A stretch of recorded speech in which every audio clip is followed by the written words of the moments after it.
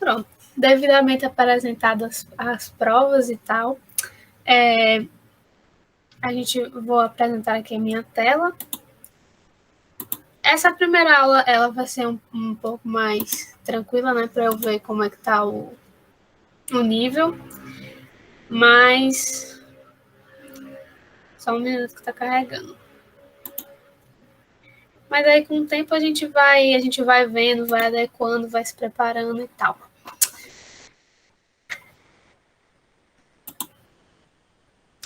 Então, bom dia, né?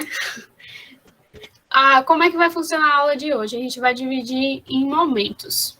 Eu não estou vendo o chat, mas alguém pode ler, se alguém comentar alguma dúvida, ou pode abrir o microfone tranquilamente, tá? Então, a aula de hoje ela vai ser dividida em momentos.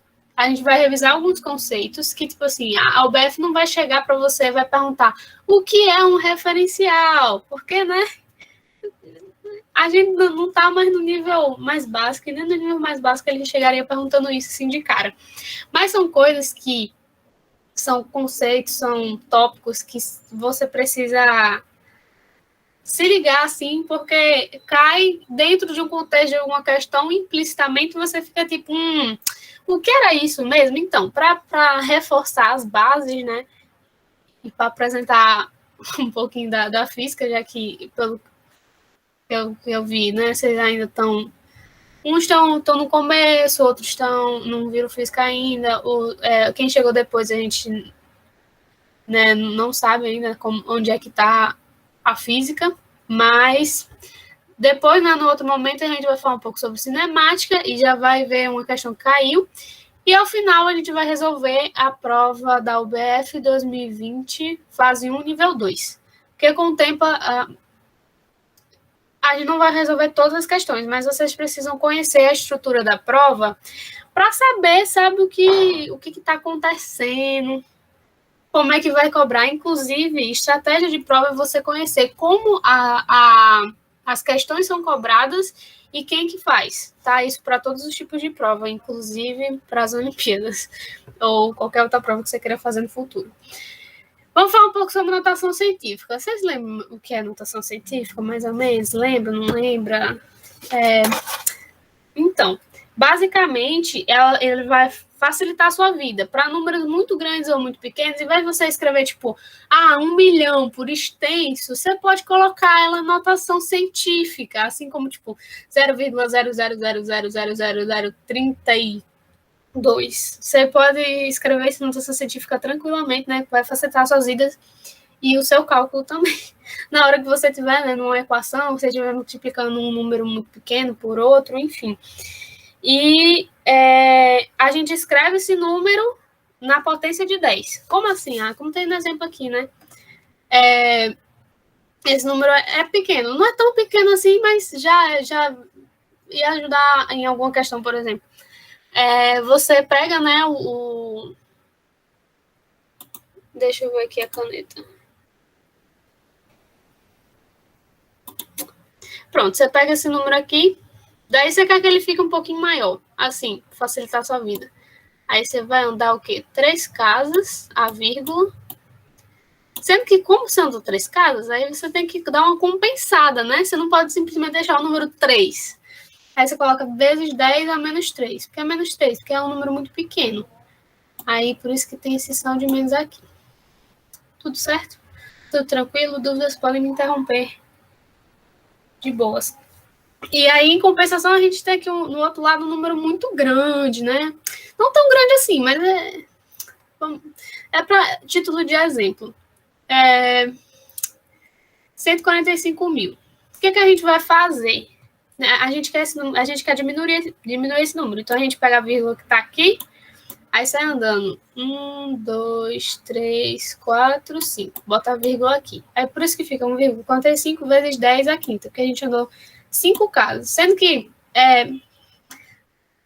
aqui a gente tem um número muito grande, por isso que ficou a elevada à quinta sem o sinal negativo, com o sinal positivo. E tem gente que usa na estratégia, se andou para a esquerda, aumente, se andou para a direita, diminui, enfim, faça como quiser. E caso você queira praticar, né, eu vou disponibilizar esse slide e vai ter um link que vai dar tipo, um resumão, assim, disso, e no final da página, quando você rolar, vai ter uns exercícios. Você faz quanto exercício você quiser, é de graça, e é sobre isso. Tudo certo? Eu não tô vendo o chat, então... Se não tiver tudo certo, como eu falei, só interromper. Ordem de grandeza. Eu acho que eu já fiz uma questão na Olimpíada. Não dá para ver o chat, mas tudo bem. Eu acho que eu já fiz uma questão da Olimpíada sobre que no final, assim, depois na fase, essa fase inicial, ela é só objetiva, você só marca. Mas aí tem outras fases mais na frente, né? Que você vai escrever e aí, né? Às vezes eles pedem uns detalhes assim nessa prova de escrever. Ela é um pouco mais extensa, mas tem menos questões. Então, o primeiro passo que você tem que se ligar para fazer uma ordem de grandeza é o número que o número em questão ele tem que estar em notação científica, que a gente já aprendeu como é que coloca em notação científica tudo certo. A segunda coisa que você tem que perceber é quem está multiplicando esse número de base 10. Detalhe, para estar em notação científica, esse número tem que ser maior do que 0, esse númerozinho aqui, ó, e menor do que 10. Porque se não tiver, aí não está em notação científica. Pode estar na base 10, mas não está em notação científica, que a gente vai ver um exemplo disso. Então, você tem que observar esse número aqui. Aqui, ó, esse número aqui. Nesse caso, é o número 3. Coloquei X, né, só para você ver que é qualquer número que esteja aqui. E depois, para a gente definir, no fim, a ordem de grandeza, a gente tem que ver se esse número ele vai ser menor do que 3,6. Se ele for, aí a ordem de grandeza vai ser esse númerozinho aqui, que está, né, acompanhando o 10. Vai ser o expoente da base 10. E caso o número seja igual ou maior que 3,6, a ordem de grandeza é esse númerozinho mais 1. Aí a gente vai ver um exemplo. Aqui eu deixei os passos para você lembrar, né, e tal. Pronto, esse número aqui a gente já viu, já transforma para a notação científica, tudo certo. Esse número aí, 3, ele é menor, igual ou maior do que 3,6. Claramente é um número menor do que 3,6. Então, o que a gente faz? A ordem de grandeza é menos 3. Por quê? Porque é menos 3, ó. O menos 3 está aqui. E esse númerozinho aqui é menor do que 3,6, então, tranquilo de resolver. Pronto. Aí o outro exemplo, que a gente já passou para a notação científica, esse número também é menor do que 3,16. Então, a ordem de grandeza vai ser o quê? 5. Porque, ó, esse númerozinho tá... é o expoente, né, da base 10. Aqui, nesse caso, ele tem o 10 elevado a alguma coisa, né, acompanhando o número, porém, esse número ainda está muito grande para estar em notação científica, para ser uma notação científica. Então, o que a gente faz? A gente move as casinhas, aí vai ficar 5,5 vezes 10 a número. 5,5 é maior do que 3,16. Então, tipo, a ordem de grandeza é o quê? 10. Por quê? Porque é 9 mais 1. Tudo certo, né? Aí, nesse caso aqui, só para desencargo de consciência, eu coloquei, né? Só para aqui. Eu movo a vírgula 1, 2, 3 casas, aí coloco o sinal negativo, que é um número muito pequeno.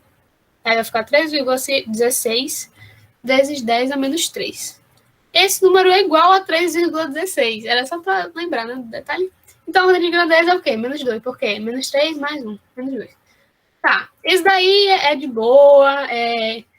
Só para relembrar. Só para a gente aquecer. Se alguém tiver algum comentário para agora ou não, pode me avisar. Enfim. Aí a gente vai entrar na segunda parte da nossa aula, que é o quê? Cinemática. O que é cinemática? Basicamente, você estuda os movimentos, mas não interessa o que causou o movimento, quando a gente está estudando, né? No caso. E a cinemática, a gente tem um referencial. O referencial é, tipo, na língua portuguesa, se eu te disser manga. Se eu jogar a palavra manga para você do nada, assim, putz, manga. O que você vai pensar? Você pode pensar em muitas coisas, como, por exemplo, manga de camisa, manga de fruta, manga de... Sei lá, vai que você vai além, você pensa em mangá e afins, e você fica tipo, o quê?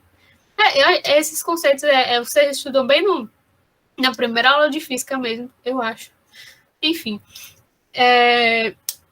Então, você, na língua portuguesa, você precisa de um contexto para você associar aquela palavra ao que ela é, de fato, dentro da situação que a gente quer que ela seja. Dá para entender? Deu, né? Enfim. E aí, o que acontece? O referencial é a mesma coisa de um contexto, né, de escrita de língua portuguesa e tal, sendo que para física, você vai ter a situação, aí você vai ter um corpo lá, né, e aí você vai querer saber, putz, mas de acordo com o referencial, se eu olhar para aquele corpo, ele parece que está em movimento ou ele parece que está parado? Ele parece que está como? Né? Está caindo, está subindo, enfim. E existe o referencial inercial, que é quando uma partícula está em repouso, ou quando está em movimento retilíneo uniforme, ou seja, tipo, quando o corpo está em inércia. E no não inercial é quando não se encaixa do tipo anterior. É sobre isso. Além disso, a gente tem ponto material e corpo extenso. Imagina que você vai tirar uma foto. Esses conceitos são realmente bem tranquilos. Imagina que você vai tirar uma foto e aí tá você e tem uma formiga do tamanho de nada do seu lado da foto, que ninguém tá vendo direito. Então, tipo, quando você olha para a foto, você vai ignorar a formiga, certo? Então, isso acontece com a física também. Você olha aquele sistema do tamanho do mundo e tem um detalhe, você ignora o detalhe. Você despreza as dimensões daquele determinado ponto, determinado objeto. Vai depender da questão. E, então, nessa situação, a formiguinha é um ponto material. Assim, como se você tirar imagina um negócio de ampliar, sei lá, uma câmera muito boa, ou você botar a formiga no microscópio, não tenho muita noção, né? De como ela ficaria no microscópio. Mas, enfim.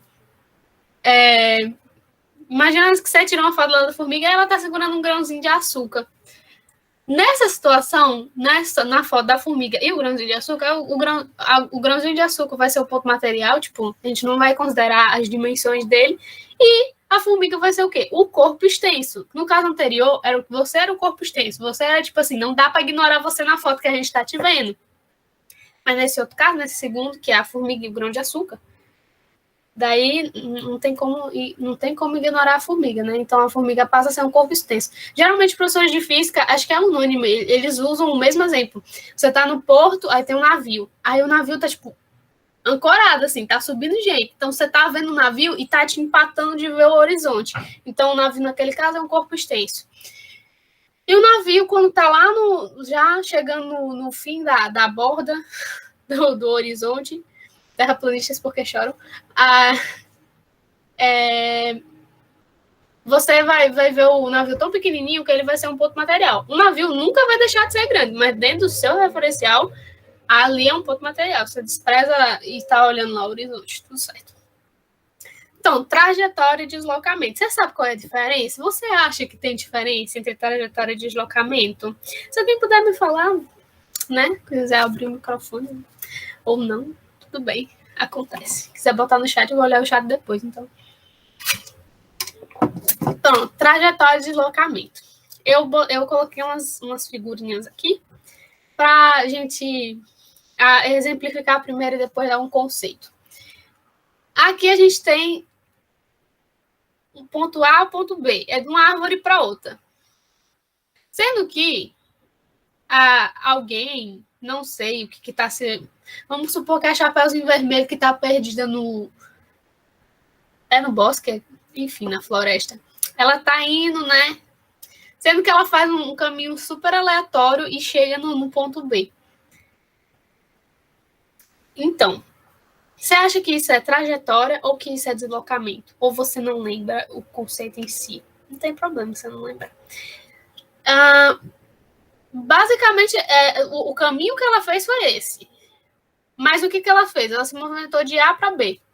Então, é isso que é a trajetória e o deslocamento. A trajetória é o caminho aleatório lá que a pessoa faz, não interessa, ela chega de um ponto a outro. Podem ter mais de uma trajetória, tá? Não é regra, mas o deslocamento é justamente a distância entre esses pontos, tipo, final menos inicial. Por isso que tem um delta, é tipo a menor distância entre um ponto e outro, né? Ela podia. A trajetória pode coincidir com o deslocamento? Pode, mas nem sempre vai acontecer. Se você for imaginar uma formiga, eu não sei porquê, eu fico olhando formigas, sabe? E ela tá. Isso daqui é um piso, tá? Ela tá se movendo, ela faz tipo assim: o caminho da formiga, bichinha. Pronto, ela vai daqui para cá. Isso é a trajetória que ela fez, completamente aleatória. Porém, o deslocamento dela vai ser esse daqui. Então, conceituando trajetória é uma sequência de posições de um móvel em movimento no decorrer do tempo, e o deslocamento representa a distância entre a posição inicial e final, ou seja, a variação de posição de um móvel sobre uma trajetória. Toda vez que a gente tiver esse negócio de variação, a gente vai encontrar um deltazinho aqui. Aí esse delta pode ser delta qualquer coisa, assim, depende do que a gente está falando. Pode ser delta do tempo, a variação do tempo, aí o tempo final menos o inicial, aí você também pode encontrar a variação do espaço, que é o que a gente está falando agora. A gente vai ter tanta variação. Vocês vão encontrar não só na física, mas na química e tal. E a gente termina um pouquinho, né, falando conceituando movimentos. O movimento é basicamente quando o corpo está mudando de posição em relação ao referencial.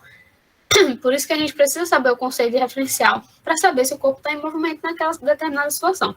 E esse movimento, ele pode ter o sentido, né, progressivo e retrógrado. Gente, tá tão de boa, né, essa primeira parte da aula, assim, para alguns. Para outros pode ser uma novidade, mas são só conceitos, tá? Não se assustem. Ou fiquem tipo, nossa. Enfim. O movimento progressivo, eu coloquei um exemplo, né? É quando o corpo se desloca no mesmo sentido da orientação e da trajetória. Tipo, a gente sempre vai ter que adotar numa situação, inclusive a gente vai fazer uma questão sobre isso hoje, o que vai ser positivo, o que vai ser negativo, qual que é o lado que vai ser positivo e o lado que vai ser negativo. No caso aqui, ó, essa setinha aqui, deixa eu mudar para o apontador. Essa setinha aqui, ela tá apontando para a direita, que é a orientação da trajetória. Ou seja, a gente adota que aqui é positivo, para lá é positivo, e pronto. Então, tipo assim, se esse carro está se movendo para cá, ele vai ser progressivo, ele está na mesma direção da trajetória, orientação e tal, e ele está a 70 km por hora. Aqui nessa situação, ele podia estar a qualquer velocidade, ela está por velocidade V, enfim. E aqui ele está retrógrado, né? Ele está dando uma. Aqui é outra situação, outro carro. Ele está indo com a mesma velocidade, porém, ele está no sentido contrário. A gente vai ver isso um pouquinho em vetores, né? Que é uma parte de mecânica, mas não vai ser hoje. E aqui, por que ele está menos 70? Ele está parando? Não, ele está na mesma velocidade do outro. Porém, ele está negativo só por conta desse negócio de sentido oposto, né? Enfim. E a velocidade escalar e a aceleração escalar média, a gente tem as formulazinhas para calcular ela. Tipo, eu vou daqui para Mossoró. Aí eu preciso saber, qual foi a minha velocidade? Aí o que eu faço? Qual é o quilômetro daqui para Mossoró? Da minha casa para Mossoró, onde eu quero chegar? E quanto tempo eu gastei para chegar em Mossoró? Aí eu vou saber a velocidade média. Isso acontece quando é que a gente calcula na prática a velocidade média? Na verdade, a gente não, né? A gente está dirigindo, no caso a gente não dirige, né? Porque a gente é menor de idade. Quer dizer, vocês são menor de idade, eu acho, né? Não sei, vai que não. Mas assim, acho que ninguém aqui tem CNH. Então tudo certo. Inclusive eu. Aí, você vai e passa pelo pardal, né? Que é o que te dá multa se você estiver numa velocidade acima do permitido. Cuidado, tá com ponto na carteira, quando vocês crescerem um pouquinho mais. E basicamente ele calcula sua velocidade média, assim, na hora. Dentro daquele curto espaço que você passa por ele, a partir do tempo que você passa, ele sabe sua velocidade média e te dá multa ou não. Tira foto do seu carro. Que legal. Enfim, e a aceleração média é para saber, tipo assim, algumas situações a gente vai ver que está em movimento uniforme acelerado. Eu deu um bug aqui na minha cabeça. Mas enfim, se alguém quiser me ajudar aí. E basicamente, às vezes acontece de você não tá sempre na mesma velocidade, às vezes você vai aumentando a velocidade assim. Aí, quando você aumenta ou diminui muito a velocidade, você tem uma aceleração. Então, tipo, tem o cálculo de aceleração também, que é ΔV sobre ΔT. Elidio, o que é V, o que é T, o que é S. O T é o tempo, né? O S a gente já foi apresentado, é espaço. Pois é, espaço. Podia ser outra letra? Podia, mas é a convenção que seja essa letra aqui, S.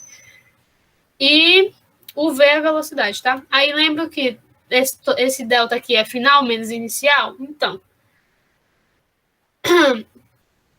E a gente tem um sistema internacional, né? Porque imagine que aqui no Brasil a gente tem metro por segundo, mas em outro país fosse, sei lá, cavalos por temperatura. Não existe essa unidade medida, é aleatória. Não tem como isso ser velocidade, inclusive. Mas enfim, vamos supor que teria como. Imagina como seria difícil para reportagens, para notícias, ou para alguém que viaja de um país para outro, ter que ficar convertendo tudo. Não tem como. A gente tem um sistema internacional. Nas questões do sistema nacional, sempre vai pedir as velocidades em metros por segundo, salvo exceções. Então, a gente sempre tem que saber fazer essas conversões de metro por segundo para quilômetro por hora. Aí tem, né, o esqueminha aqui de metros por segundo para quilômetro por hora, a gente multiplica aquele determinado valor por 3,6, e quando a gente está de quilômetro por hora para metro por segundo, a gente divide essa determinada coisa por 3,6. Nossa. Se você não lembra disso, gente, 3,6 e 3,16 vai ficar na sua vida por um bom tempo. Anota isso no seu coração e não se esqueça. Então, Lídia, isso cai na Olimpíada? Então, cai. Essa questão aqui é do nível A, que é, como a Ivo explicou no começo da aula, não, assim, é o mesmo conteúdo que cai, sendo que cai um pouquinho mais fácil, né, e um pouquinho mais enxuto. Eles não cobram tudo que vocês veem no nível 2 ou no nível 3. Mas já aconteceu de questões entre um nível e outro serem tão parecidos que só mudava a pergunta. Inclusive, a gente tem depois eu vou falar que a gente tem um canal no YouTube que tem umas videoaulas sobre para preparar você para atletas da física. Eu vou mostrar ou mandar o link depois.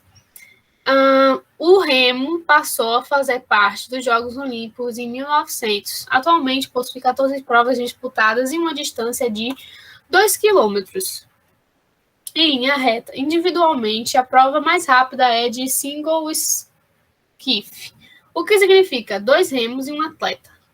O neozelandês não sei, venceu essa prova nos Jogos Olímpicos de Verão em Londres, no ano de 2012.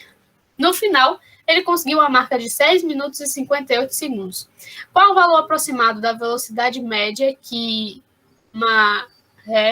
não sei, desenvolveu nessa prova? Isso é a velocidade média que a gente já viu aqui atrás. Ó. O que a gente vai fazer? Espaço sobre o tempo. Basicamente isso para saber a velocidade média. Tranquilo e boa. Vocês sabem fazer essa questão, não é mesmo? Assim, um spoiler é que vocês precisam só converter para metros por segundo. Tipo, vocês precisam o que está em quilômetro a gente passar para metro e o que está em minuto a gente passar para segundo. Vocês querem fazer essa questão? O que querem que eu faça com vocês? Tudo de boa, né? Vamos fazer. Tá aqui a fotinho do cara que não deu para colocar no slide anterior. Tá? Ele tá na prova. A fotinho dele. Pronto. A gente tem que ele percorreu isso daqui de quilômetros nesse determinado tempo, 6 minutos e 68 segundos. Porém, a gente precisa transformar isso para sistema internacional. Então, o quilômetro passando para metro fica 2.000 metros. Alguém tem alguma dúvida em relação a isso? Não, né? Tipo, é aquela tabelinha de matemática e tal, que você transforma de quilômetro para metro, para milímetro, ou, enfim, às vezes acontece de você precisar transformar de litro para mililitro, enfim. E esses 6 minutos aqui, o que a gente faz? A gente multiplica por 60, que é 1 minuto tem 60 segundos. E aí depois soma com esses 58 segundos. Ah, tudo certo, né? Aí você faz um cálculo e dá aproximadamente 4,78. Minha dica é, quando você estiver calculando lá na hora, se você chegou 4,7, pronto, já não precisa nem mais do 8. Você já olha se tem alguma alternativa que bata com isso. Ele pede o valor aproximado, então, ó, 4,8. Aí você já não perdia tempo com 7,8. Você deixava só 7 na hora de fazer seus cálculos lá de divisão. Alguma dúvida? Tá de boa esses primeiros momentos da aula? Tranquilo? Tudo certo? Acho que sim, né? Enfim, aí a gente vai ver de fato a prova de 2020, porque a gente precisa saber, né? Como é que cai, o que cai, entender a prova. Algumas coisas que eu expliquei hoje vai estar aí e outras coisas vão ser novidade que a gente vai aprofundando no decorrer dos nossos estudos e até quando depois vocês verem física aí no ensino médio mesmo de vocês. Então, como o Misker falou, as 5 primeiras questões são questões exclusivas da primeira série. Porém, às vezes acontece da segunda série e cair coisa muito parecida, então a gente vai fazer também, pra vocês conhecerem um pouquinho da prova. 2 esferas de aço partindo de alturas diferentes, uma de 20 metros e a outra 16 metros do solo, devem atingi-lo ao mesmo tempo. Aqui está a 20 metros, é solta a partir do repouso. Considerando desprezível a resistência do ar, essa situação será possível se a outra for arremessada com a velocidade de... Aí, Lídio, o que aconteceu?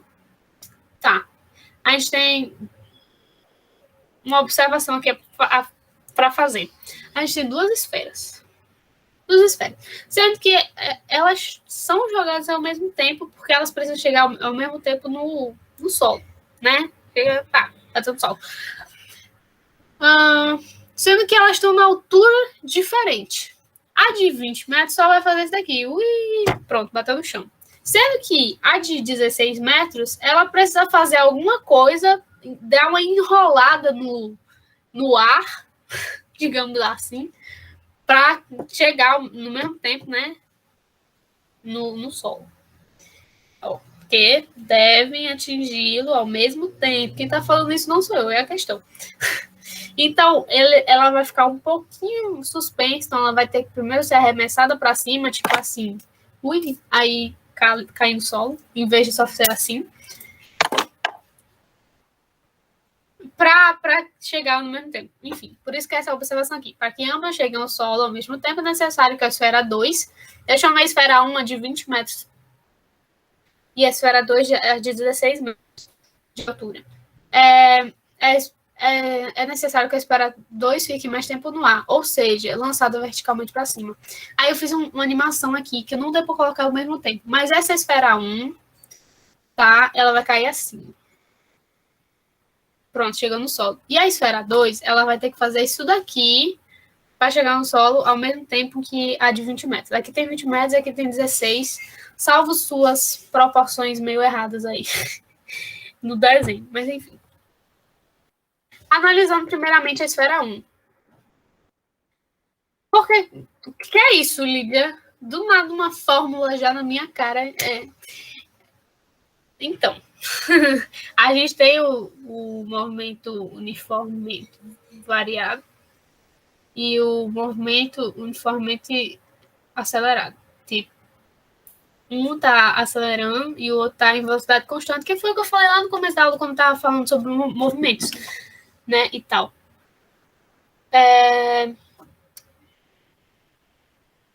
E quando um corpo está caindo, a gente tem a famosa gravidade. E a gravidade, nessa situação, vai fazer papel de uma aceleração.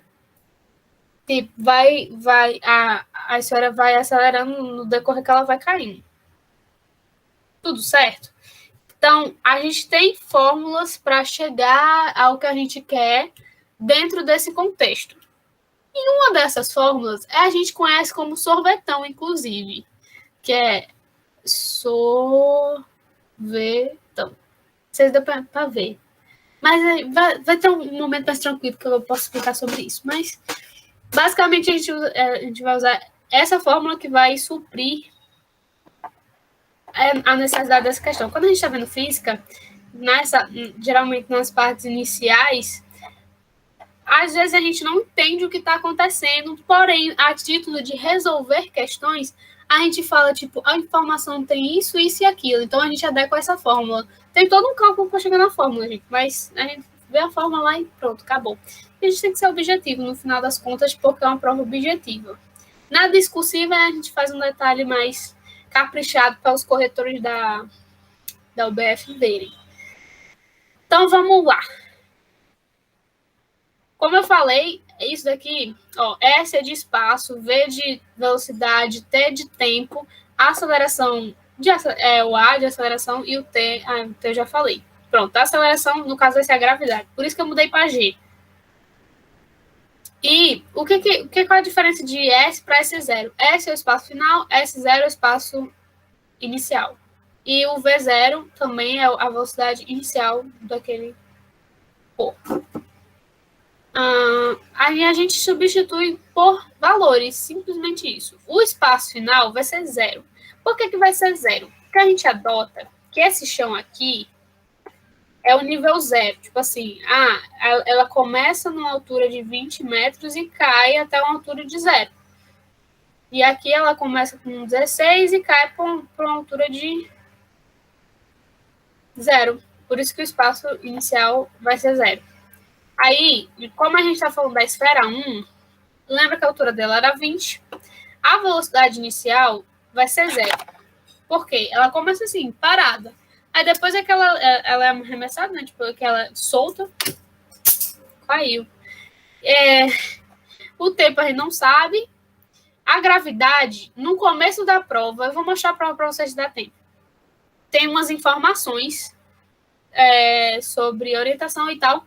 E tem várias informações, tipo, considere gravidade tal, considere π igual a 3. Enfim, daí a gente pega disso, tá? Mas, geralmente, em questões, a gente usa que gravidade é 10. O tempo a gente não sabe, sobre 2, que já tá sobre 2. Daí, isso daqui é só matemática, essa parte aqui, ó. É 0, fica 0, né? É igual a 20, aí 0 vezes t vai a 0, mais... Aqui, a gente faz um joguinho de sinal, por isso que fica menos, e 10 dividido por 2 dá 5. O t ao quadrado fica até o quadrado de boas. Aí, mais matemática, o 20 passa para cá, o 5 continua. Aí, no final, isso daí vai dar o quê? Que o 20, a gente multiplica tudo por 1, né? Aí vai ficar tudo positivo, o 5 passa dividindo, vai ficar tempo... T ao quadrado é igual a 4, aí a raiz de 4 é o quê? 2. 2 segundos. Não tem como ser negativo, então vai ser 2 segundos. Isso para a esfera 1. Então, quanto tempo demora para a esfera 1 chegar lá embaixo? 2 segundos. E ao mesmo tempo que demora para a esfera 2 cair, porque a questão diz que elas caem no mesmo tempo, no mesmo solo, elas atingem o solo no mesmo tempo. Nossa, enfim, redundância. Analisando a esfera 2, a gente vai ter a mesma coisa. Ele está submetido à gravidade. Então, tipo, ele está no movimento acelerado. Em palavras bonitas, né? Tá. Aí aqui, essa fórmula que a gente já tinha se ligado que a gente ia usar. E a gente vai substituir. A mesma coisa que eu fiz aqui, a gente vai fazer aqui. O espaço final é 0. O espaço inicial é 16, que ele começa com 16 de altura. A velocidade inicial é o que a gente quer descobrir, é o que a questão quer. O tempo a gente já sabe que é 2, porque a gente calculou aqui, e o tempo de uma é igual a outra. A gravidade a gente já sabe. O tempo, aí ficou 2 ao quadrado sobre 2. Aí aqui o resto é só matemática. Ó, aqui continuou, aqui 2 vezes 0, 2 vezes 0. E aqui 2 vezes 2, 4. Não, tá certo, 2 ao quadrado, 4. Enfim. Aí eu repeti isso daqui, e esse 4 dividi por esse 2, por isso ficou 2. Aqui eu repeti também, e 2 vezes 10 é 20, fazendo jogo de sinal fica menos 20 aqui. 16 menos 20 dá menos 4. E aqui o 2 vezes 0, tá aí, 2 vezes 0. Aí passa o 4 lá do outro lado, e no final fica 2 metros por segundo. É a velocidade inicial que a bola, a esfera 2 foi lançada. Ela foi lançada tipo assim, ó. Aí essa é a velocidade inicial, menino. Ainda bem que eu tenho óculos, né? Vai bater no meu olho essa caneta. Alguma dúvida? Não, tá de boa, né? Primeira questão, ó, linda, maravilhosa. Vai a gente ver um pouco sobre velocidade. Nessa situação, eu não sei se você está se perguntando por que a gravidade ficou negativa. E eu vou explicar por quê. Lembra que no desenho a gente tá assim, né? As esferas. E a outra tá aqui. Pronto. A gravidade, ela aponta para baixo, né? Os objetos caem para baixo, não caem para cima. Sendo que a gente adotou que qual o sentido positivo, o sentido da trajetória, enfim, vai ser para cá. Então, a gravidade, isso daqui é um mais, tá? Nossa, tá feio, mas é um mais. Isso que dá desenhar com o mouse. Então, a gravidade nessa situação vai ser menos G. Por isso ficou menos 10, tá? Sempre, em todos os negócios aqui, ó. Se o objeto, se a gente tivesse adotado outro sistema, a gravidade não seria negativa, mas enfim. Tranquilo, né? De boas. Alternativa B, essa situação. OBF 2000, tá. OBF 2020, pronto. Questão 2. Um jornal informou que foi descoberta uma estrela com as mesmas características do Sol e que, orbitando ao seu redor, existe um planeta rochoso que pode abrigar vida. Sabendo que esse planeta está a uma distância média da estrela 4 vezes maior do que a distância média da Terra e o Sol, quanto tempo em anos terrestres ela leva para completar uma volta em torno da estrela? Pronto. Nessa questão aqui não tem nada a ver com o que a gente falou da aula, basicamente. Porém, nem tudo que cai na Olimpíada é o que você sabe, é o que você estudou. A gente vai fazendo os alvos que a gente pode. A gente vai ver que esse assunto tem a ver com gravitação. E um nome muito bom assim da gravitação é Kepler. Mas antes da gente falar sobre ele, vamos entender a questão primeiro, né? Para a gente saber o que está acontecendo. Pronto, a gente tem o quê? A gente tem o Sol,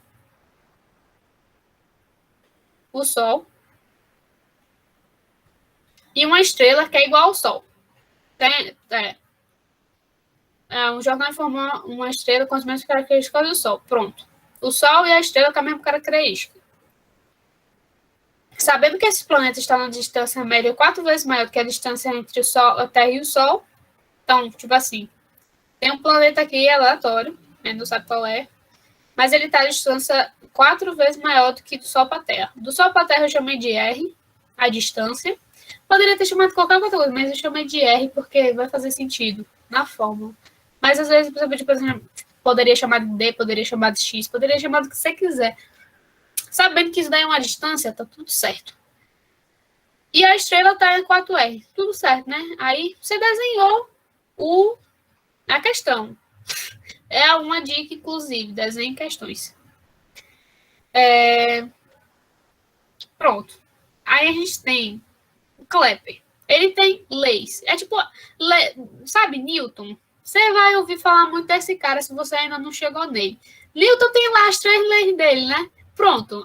Não é só Newton que tem lei, não. Sendo que Newton é para uma coisa e Kepler é para outra. Kepler, ele fala justamente sobre esse negócio de gravitação, de planeta, de órbita e tal. Enfim, e aí tem uma terceira lei, a terceira lei de Kepler. Ela vai justamente relacionar o período. O que é o período? É quanto tempo demora para dar uma volta, né, naquela determinado círculo, determinada região. No caso, a Terra demora quanto tempo para dar a volta no Sol? 365 dias ou um ano, mesma coisa, falar, né? A questão pede em ano, então a gente já se liga nisso. Então, esse período ao quadrado, tem todo um cálculo para chegar também, a gente só vê assim que ele descobriu isso, sobre a distância, né, entre esses corpos ao cubo é igual a uma constante. Vai dar um valor constante. Cada situação vai ter um número diferente, vai dar um número diferente. Então, T é o período orbital e R é o raio médio da órbita. Sabendo disso, a gente sabe fazer essa questão. Tipo, a gente só precisa lembrar de gravitação. Aí, cadê? Pronto.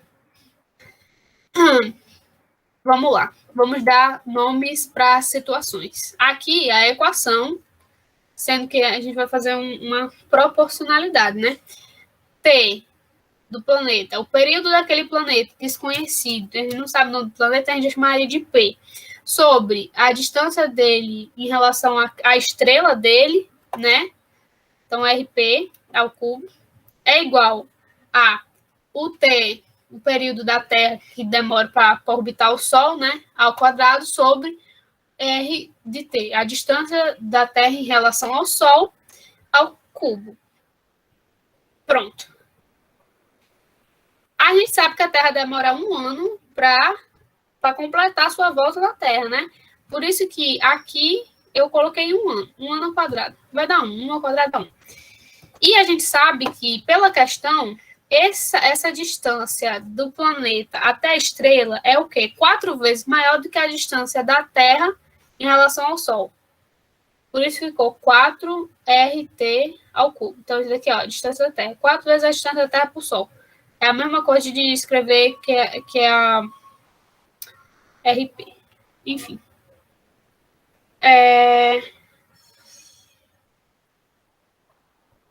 Aqui eu só repeti. Aí, 4 ao cubo é 64 e o RT é o quê? RT ao cubo. Fica RT ao cubo, tranquilo. O resto repete. O que aconteceu daqui? Daqui eu faço o quê? Meio pelos extremos. Faço esse vezes esse vezes esse. E aí, com as coisas matemáticas e tal, a gente vai ter que o período desse planeta para dar a volta inteira na estrela em questão vai ser de 8 anos. Alternativa D. Alguma dúvida? Você vai ver que você vai pegar assuntos aleatórios de física, mas você sabendo essa lei, você se ligando. Também tem outro jeito de resolver essa questão, mas eu achei ele mais complicadozinho. Essa questão aqui. Uma garrafa possui volume interno igual a 0,8 litros e volume externo igual a 1 litro. Ah, Lídia, como assim valor interno, valor externo? Tipo, você tem uma garrafa. Daí, essa garrafa da questão, ela tem 1 litro, ela comporta 1 litro. Mas o que tem dentro dela? Só tem 0,80 litros, entendeu? O líquidozinho que está dentro dela. Por isso que é interno e externo. O material? Ah, 1 litro é tipo o conjunto inteiro. Enfim. O material que é feita possui uma densidade igual a 0,50 gramas por centímetro cúbico quando está completamente cheia, com um certo líquido. Apresenta densidade igual a 1,46 gramas por centímetro cúbico. A densidade desse líquido em gramas por centímetro cúbico é igual a... Pronto.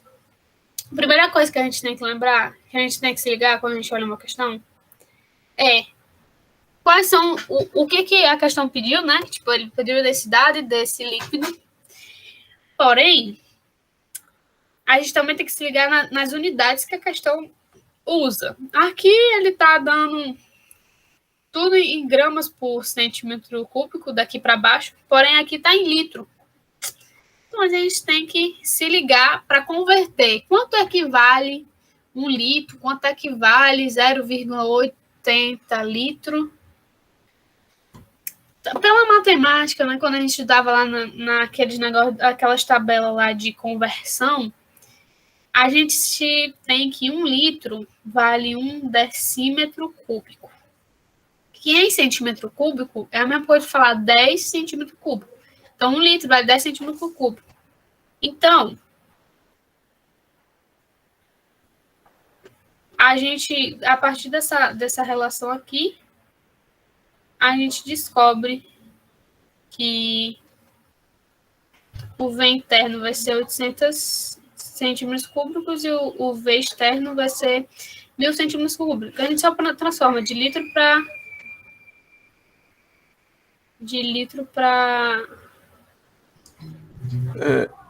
eu acho que tem um... tá faltando parênteses ali. Tá faltando parêntese. Eu acho que na hora de copiar e colar, eu poisei aqui. Calma. Assim, né? Pronto. Obrigada. Então, tá faltando um negócio. Enfim, sobre isso. Então, a gente já converteu, né? Então, a gente vai calcular a massa total do sistema. É o primeiro passo que a gente tem para resolver essa questão. Lembra que a densidade é massa? Densidade é massa sobre volume.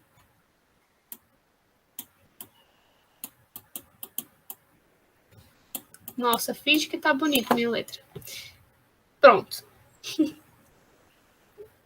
A densidade, a massa total do sistema vai ser o que está no líquido dentro da garrafa e a garrafa em si. Aí a gente soma.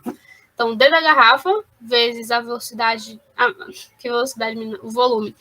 Volume externo menos o volume interno, que vai dar o da garrafa, mais a densidade do líquido vezes o V interno, que é o que está interno é o líquido. Enfim, a gente substitui os valores que a questão deu, ou que a gente descobriu, converteu, essas coisas. Então, a questão dá que a densidade da garrafa é 0,5. O V externo menos o V interno, a gente já converteu, né, para centímetro cúbico, vai ficar 1.000 menos 800. E o D do líquido a gente não sabe, o V interno a gente sabe que é 800. Aí a gente faz conta de matemática aí, de novo.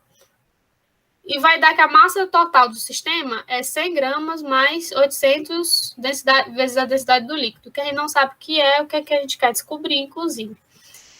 Então, a densidade do conjunto é essa daqui. Densidade do conjunto é igual a massa total do conjunto vezes o V dividido pelo V externo.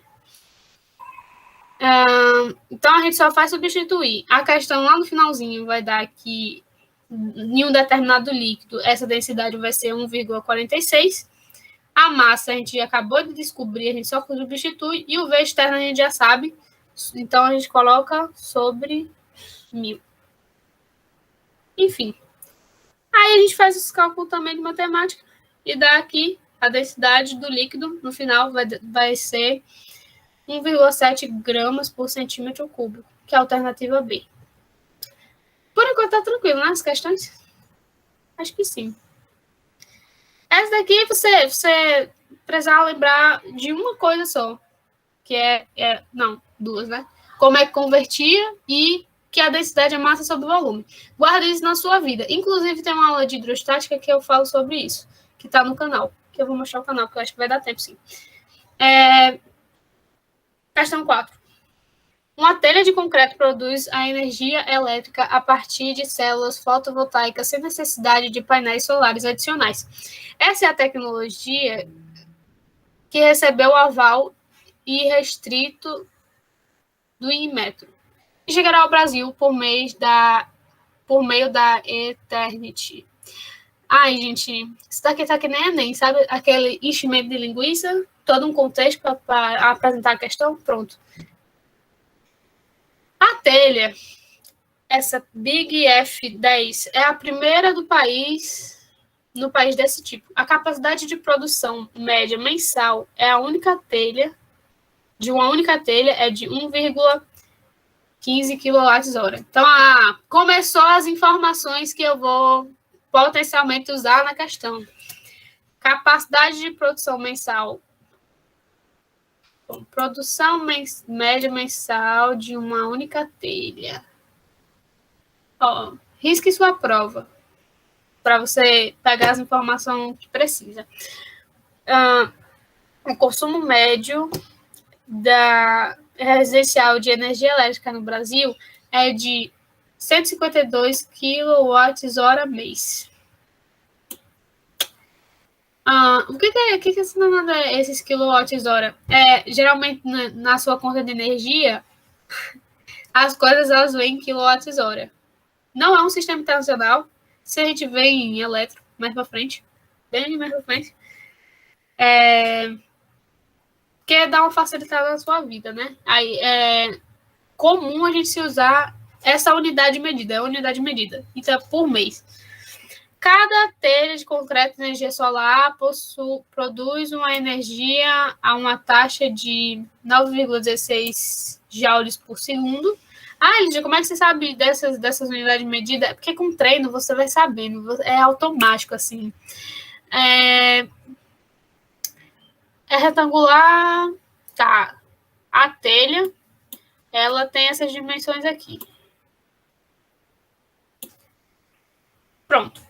Para suprir a demanda de energia cujo consumo mensal é igual ao valor médio do consumo residencial brasileiro, qual a área aproximada do telhado em metros quadrados que deve ser coberta com essa telha?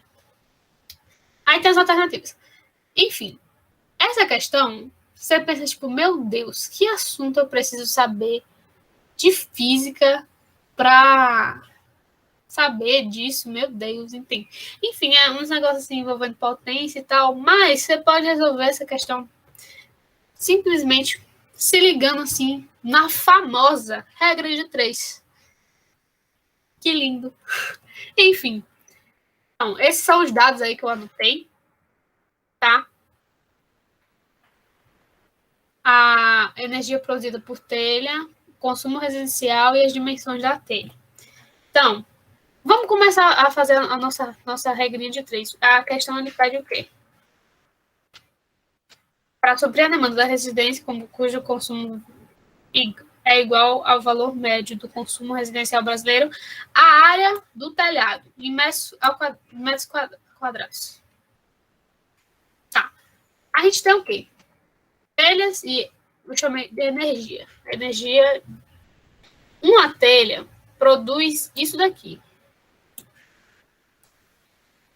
Quantas telhas vão ser necessárias para produzir esse consumo residencial, né? Que as telhas formam o telhado. Então, enfim.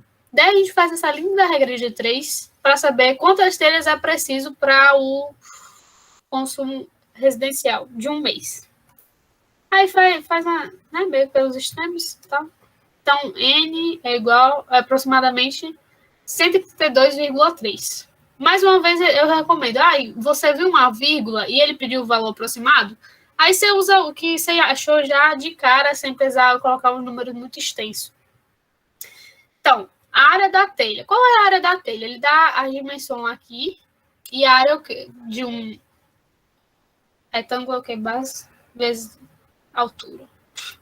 Enfim, a gente multiplica 365 por 445 milímetros. Aí vai dar esse valor do tamanho do mundo em milímetros quadrados. Mas no final da questão, ele fala que ele quer essa informação em metros quadrados. Aí você faz a conversão. No caso, eu só coloquei vezes 10 a menos 6, mas eu podia ter deslocado as casas da vírgula para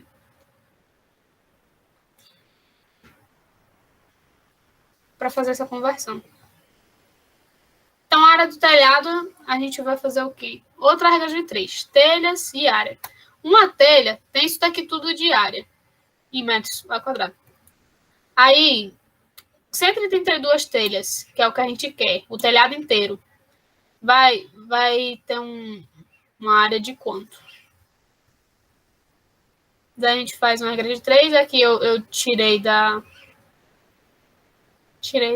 potência, né, de 10, tirei esse 10 elevado a 6, multipliquei e andei as casas da vírgula. E, enfim, aí você fazendo esse valor vai dar aproximadamente 23 metros ao quadrado, que vai dar a alternativa E. E essa questão aqui vai entrar no assunto, spoiler da próxima aula. Sorry pelo spoiler, mas enfim. Que é sobre negócio de temperatura e tal, termodinâmica, que são um dos pontos mais importantes, inclusive.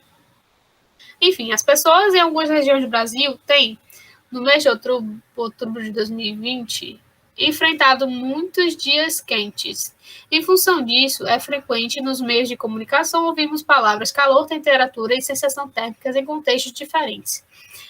A sensação térmica ou temperatura aparente é a forma como os nossos corpos recebem a temperatura do ar.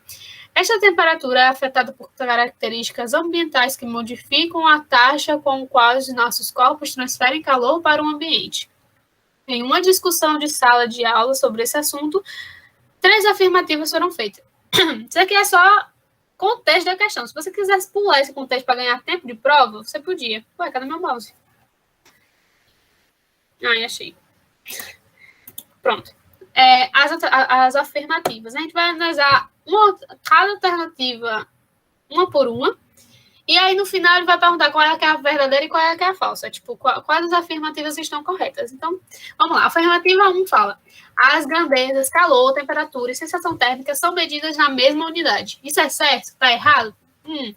Então, para isso a gente só tem que lembrar que calor no sistema internacional é em Joule, a temperatura é em Kelvin. Já de cara a gente já mata, a gente não precisa nem falar da sensação térmica. Então a 1 é uma alternativa, um item falso.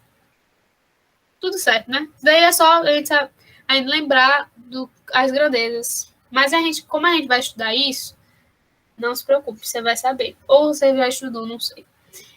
2. A transpiração, através da evaporação do suor, é uma das formas pelas quais o corpo humano cede calor para um ambiente.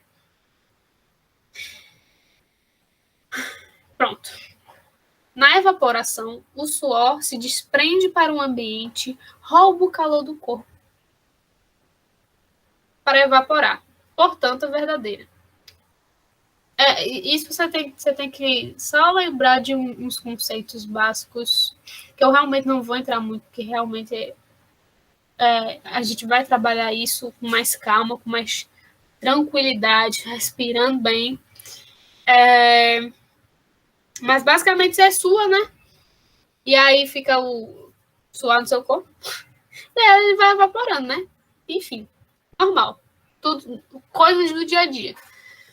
E 3. Locais onde a umidade relativa do ar é maior podem produzir uma sensação térmica de temperatura mais elevada, mesmo em temperaturas ambientes mais amenas. Tipo assim, a umidade daquela determinada região, se ela for muito úmida, então você vai ter uma sensação térmica de ser mais quente. Vamos pensar, a gente às vezes não precisa saber algumas questões, a gente precisa saber conhecimentos gerais ou ter uma sacada assim, tipo, não vi, mas vamos lembrar lá do norte, vamos lembrar de geografia, Amazônia, Pará, essas regiões, assim, elas são muito úmidas. Muito úmidas. Lá é muito quente. Eu não sei se vocês tiveram a oportunidade de conhecer, ou de saber, ou de pesquisar, ou de um dia estar lá, mas lá é muito quente. Por quê? Lá tem muita umidade.